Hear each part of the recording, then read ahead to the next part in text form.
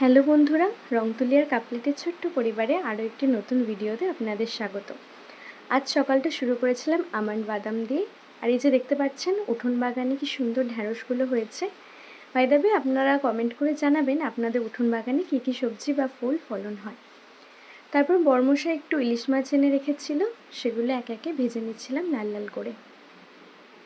জানেন তো, এই ইলিশ মাছের তেলটা গরম গরম ভাত দিয়ে খেতে অসাধারণ লাগে। আপনাদের কার কার ভালো লাগে?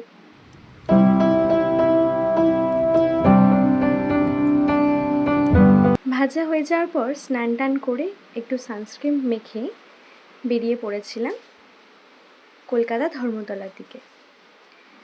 সাধারণত শপিং করতে বহু জায়গাতেই যাওয়া হয়, কিন্তু ধর্মতলায় আমি যাইনি কোনো দিন, তাই জন্য ওকে একটু বলেছিলাম আমাকে নিয়ে যাওয়ার জন্য,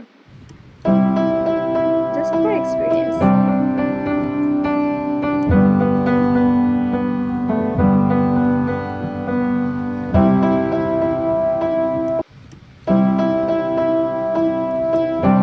সকাল সকাল একটু বৃষ্টি হওয়ার পরে এই যে রোদ ঝলমলে ব্যাপারটা কিন্তু অসাধারণ লাগে।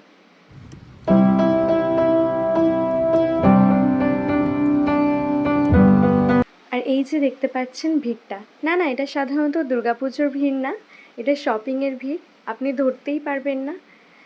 তবে অনেস্টলি রিভিউ দিতে গেলে এখানে মেয়েদের কালেকশন সেরকম ভালো ছিল না। এখন ট্রেন্ডিংয়ে যেটা কট সেট, সেটাই চারিদিকে দেখতে পাচ্ছিলাম। আলাদা কোনো রকম কিছু নিউ কালেকশনস আমি দেখতে পাইনি। এবার ছেলেদের কালেকশনসে সেরকম আমার কোনো আইডিয়া নেই, তাই কোনটা ট্রেন্ডিং চলছে বেসিক নলেজটা সেরকম আমার নেই। তারপর স্টাইল বাজারে চলে গিয়েছিলাম ওনার জন্য কিছু কালেকশনস দেখবো বলে। মাঝপথে খিদে পেয়ে যাওয়ায় নানা রকম কাট ছিল, তার মধ্যে থেকেই বাটার নান, ছোলে কুলচে, তড়কা এসব নিয়েছিলাম। নিয়ে বাড়ি এসে একটু স্কিন কেয়ার করে নিয়েছিলাম। যাই হোক, ভিডিওটা যদি আপনাদের ভালো লেগে থাকে অবশ্যই একটা লাইক আর সাবস্ক্রাইব করে দেবে আরও এরকম নতুন ভিডিও পেতে। আজকের মতো চললাম, বাই।